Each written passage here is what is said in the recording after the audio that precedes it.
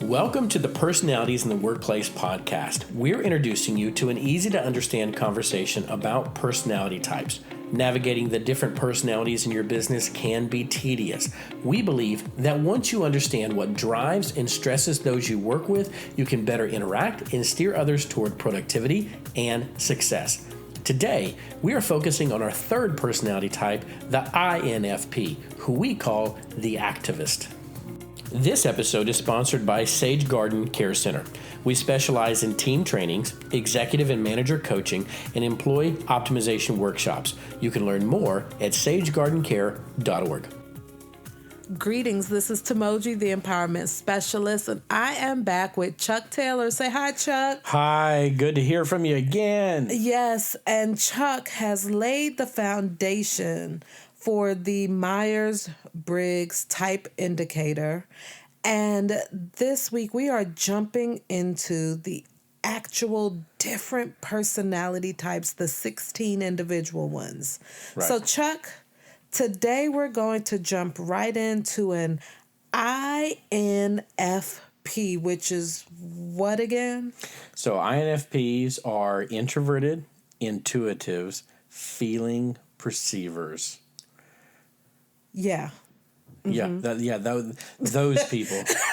That's what they are. Those people.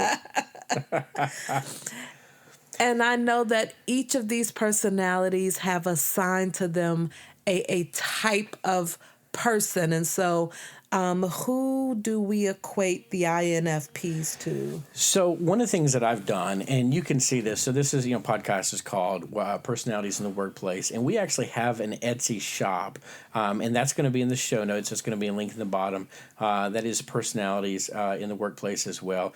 And at Sage Garden, we have made up these little signs that you can use to easily understand the different personality types. We're going to talk about those in each one of the different individual personality types that we're going to look at.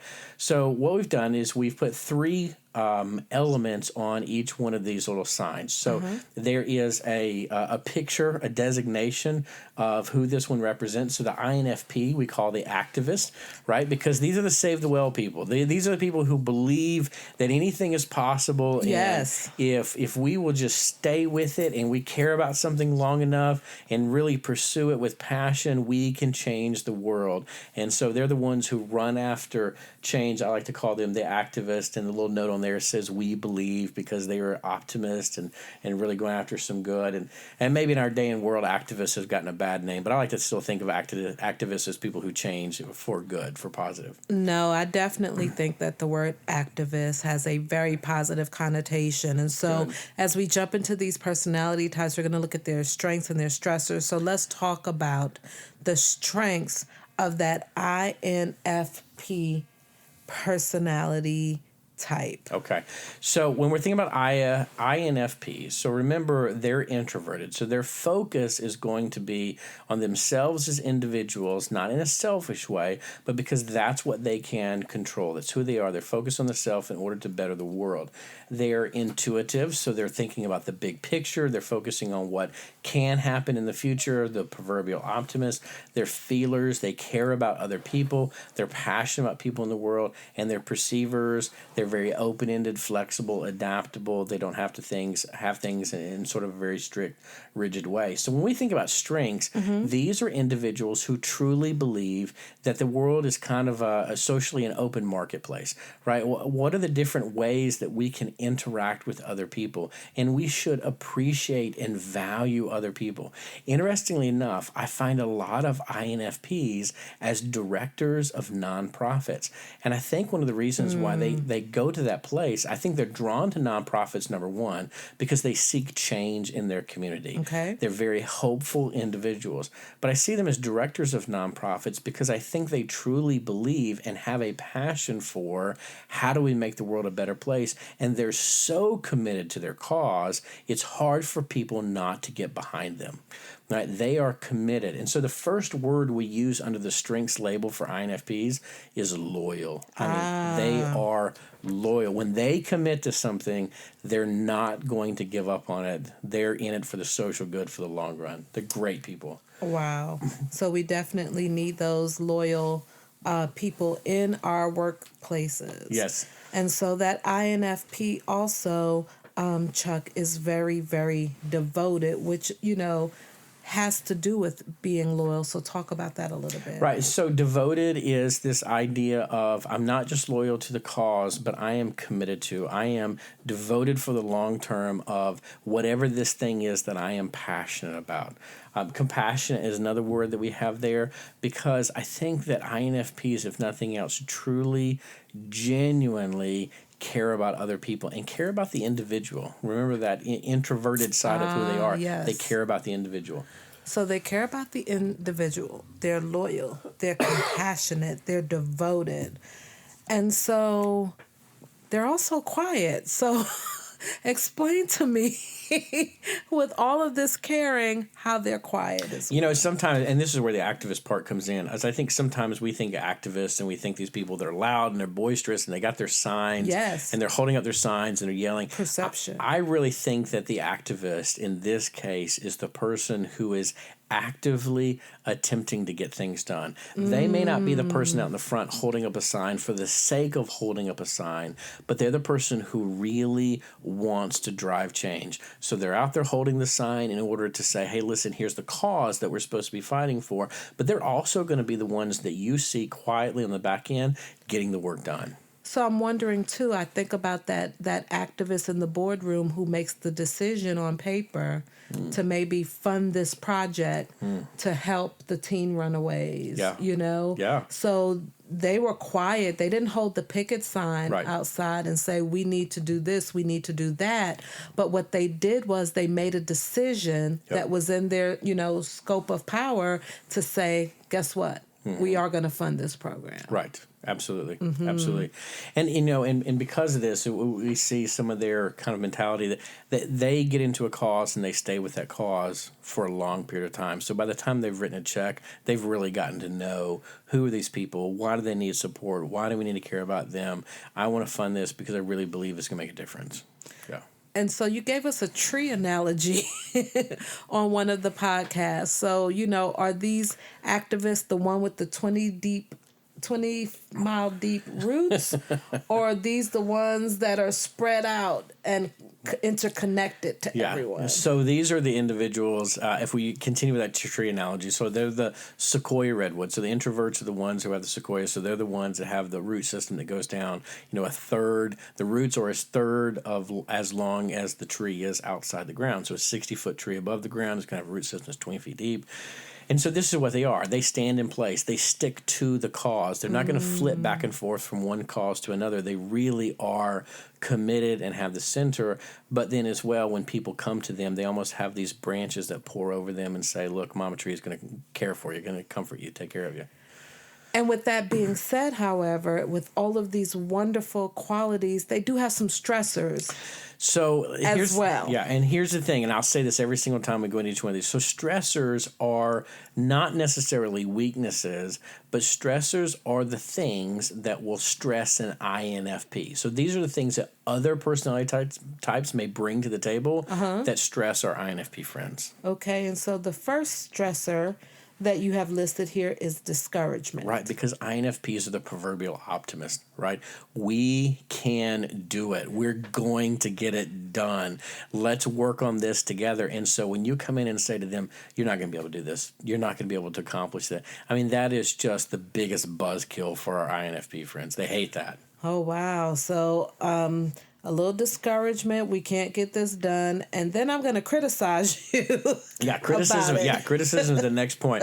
You bring criticisms in, you're not doing a job well. You're not, because I think one of the things you're going to find is whether they're doing the job well or not, their effort is there. They are committed to a cause. And so they don't want to have criticisms that are unnecessary, that are maligning the effort they're putting into something. We want to take a brief moment here to tell you about Sage Garden Care Center and why we've made this podcast available to you. Every business can optimize productivity by educating their leaders, managers, and employees of their blind spots and pain points. We provide the knowledge and the tools to help you engage your employees to best contribute to the organization's success. We help you leverage their strengths so that you can trust they're helping your organization flourish. As an optimization coach, I help companies nationally and internationally unify their teams, effectively engage conflict, communicate well, and bolster their aptitude for success. Whether you work with a company, a church, an NGO or nonprofit, an education center, or anything else, we have trainings that will help your team. Learn more at sagegardencare.org and look for Chuck's coaching under the Services tab. Schedule your free consultation appointment today, and we will discuss a plan that fits your budget, your needs, and your goals. All right, let's jump back into our conversation. Right. And this is another stressor you have listed, which, to me sounds like, a birthday present. Inflexibility is a stressor of the INFP. Talk to me about that. Right. So the INFP is going to be one who really likes to take situations where they are and follow them wherever they may take them. So the person who is rigid and is not flexible with whatever the circumstances may bring to bear is going to be stressful to the INFP. So an example of this might be, the INFP is working with a child, and all of a sudden that we find out that the child has a homeless parent, and that's why the child has been in need, but they didn't tell us about the parent, so now all of a sudden we find out the homeless parent, and now they say we need to focus on the homeless parent because we need to help them, and the person goes, no, our mission is focused on the child, and they go, you're being inflexible. In order to help the child, we have to help the parent. And so it's that kind of thing where they're moving and adapting to the circumstances, but somebody else is not wanting to do that, and that can be stressful. Wow. So inflexibility leads us to routines are stressors for INFPs. Yeah, INFPs do not like routines. Why? Okay. Because they're committed to causes, and causes are big. Causes are messy. Causes don't often have structure to them. You just kind of go wherever they may be, and there's not a routine. I just think about this for a moment with Martin Luther King Jr. In his work, it wasn't like he was able to schedule protest on this day every single day and say, 9 o'clock we're going to get up and then we're going to be there till 5, right? They were campaigning for a cause across the country, and sometimes they went wherever the cause would take them. Yeah. Right? And INFPs are doing the same thing. Don't force me into a box. Yeah, because this is an activist that believes but gets stressed out in crowds. Explain that one. Explain that to me. Well, anytime that you have an introvert on this list, you're probably going to find that crowds of people or loud noises are just going to be a bother for them, right? Because they're not openly expressive. They want to be able to focus on their internal world, reflect, and loudness and lots of people really prevents that. So get them in quiet spaces, get them one-on-one. That's where their best work is. So when we say activists and we say crowds, hey, this sounds like we're doing two different things that are opposite. I think they see crowds as a mechanism to get them where they need to be on the activist path. But the work that they're really going to be doing is almost always going to be behind the scenes. Behind the scenes. And so dismissiveness is also a stressor for an INFP. Talk to me about that. If you're dismissive, that is the equivalent of saying you're not doing a good job, you're stupid. That's not a good cause to participate in. Yes. No, nobody wants to be in the stupid cause, right? Right. And so I think that, again, work ethic is huge for INFPs. They really want to work hard. They believe in the causes that they're connected to. And when you dismiss that, then you're ultimately dismissing them as an individual. Which leads to their last major stressor, which is judgmentalness. Absolutely. Yeah, so judgmentalness is just kind of an extension of dismissiveness. Is when you're judgmental, you're contributing to the thing that we're probably fighting against. Right. You're the problem. Either be part of the problem or part of the solution, Chuck. That's right.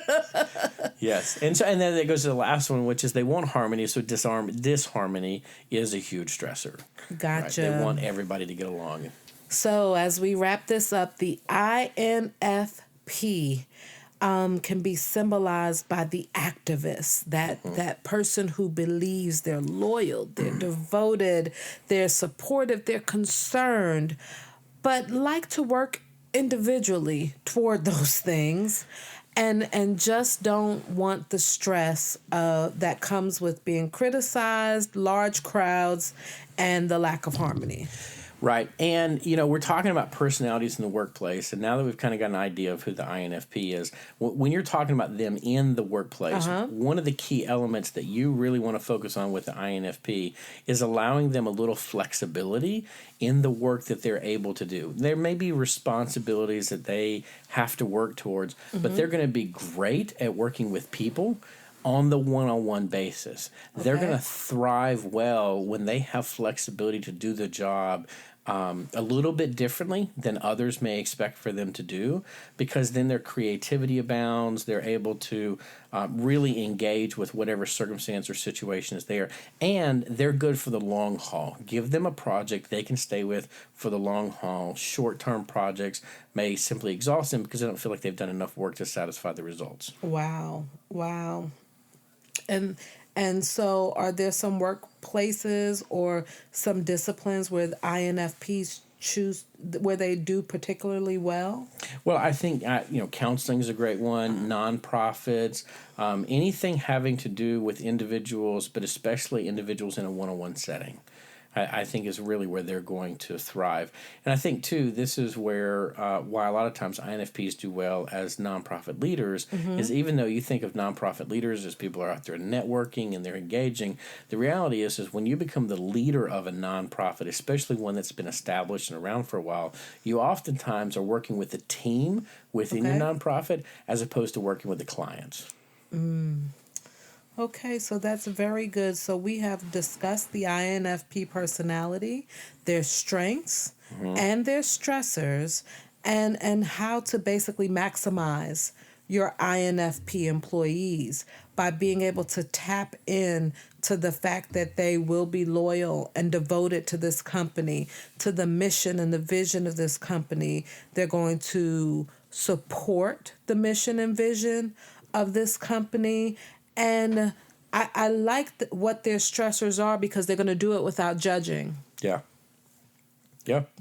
And so that's important. So what else would you like us to know in closing about the INFP personality? Well, if you're working with them, one of the challenges in working with INFPs is just simply that when they get into a cause or something that they love, they can be a bit bulldoggish about it. Right? They're not going to let go of something very easily. So give them a project you really want them to stay with for a long time. And INFPs especially love going deeper in issues. What's the root cause of this? If it's something they can really dig into, you've got a great project for them. But I think sometimes they can lose perspective because they try to dig too deep. They try to read more into the situation than what the need is called for. So if you're an INFP and people are experiencing some frustration, it may be that you're doing more work than what's necessary. Remember that profitability in businesses is kind of the key here. And so while you're doing a great job, if it's not producing for the business or the company, it may not be worth the time, even if you don't agree with that. I think I heard you say that they can read between the lines. Did I hear that? Between the lines that are between the lines. Yes. Yes. They're very, very insightful people. Wonderful. Yep. Well, Chuck, thank you so much for explaining to us the INFP personality type from the Myers-Briggs Personality Profile. Thanks, Absolutely. Chuck. Yes. Thank you for listening to Episode 8 of the Personalities in the Workplace podcast. Be sure to check out the show notes for links to the personality cards that we mentioned, more information on Timogi Jackson and me, Chuck Taylor, a link to take your own personality assessment online, and much more.